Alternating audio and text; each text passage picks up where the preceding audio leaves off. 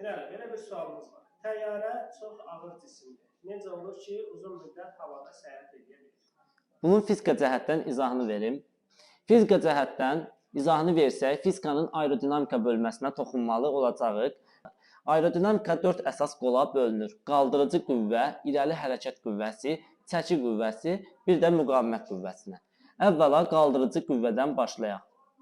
Təyyarədə qaldırıcı qüvvə qanadların aşağı hissəsində göstərilən təzyiqin hesabına ödənilir. Və təyyarənin qanadına yan tərəfdən baxış etsək, bu formada olduğunu görəcəyik. Bu, yuxarı tərəfinin qabarıq, aşağı hissəsinin isə düz olduğunu göstərir. Bunun səbəbi isə irəlidən gələn havanın çox asan şəkildə qabarıq olan hissədən keçməyidir.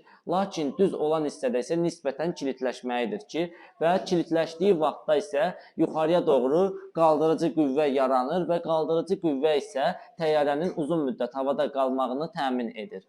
Və ikinci isə irəli hərəkət qüvvəsidir.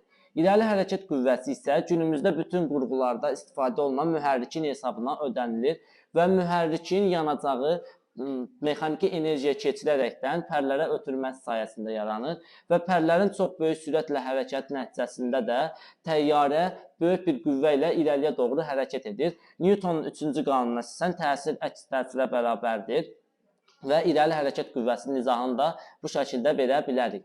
Çəki isə təyyarənin nəhəng bir dəmir parçası olduğunu bilərəkdən onun necə uzun müddət havada qalmağını izah edir və bunun üçün qaldırıcı qüvvə təyyarənin çəkisindən çox böyük olmalıdır və bunu da ilk olaraq aeroportda müəyyən bir məsafəni qət edərəkdən çəki qüvvəsinə üstün gəlməklə göstərilir.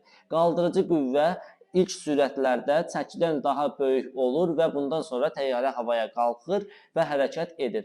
Müqavimət qüvvəsi isə təyyarənin ön hissəsinə göstərilən hava axınının qüvvəsidir və aşağıda da hava axınının təsviri verilibdir. Bu təyyarənin gövdəsidir və təsir edən hava axını onun sağından, solundan, aşağısından çox asan şəkildə keçir və təyyarə müqavimətə məruz qalmadan çox rahat şəkildə havada hərəkət edir. Və bununla da təyyarə uzun müddət bir yerdən digər yerə doğru hərəkət etmiş olur.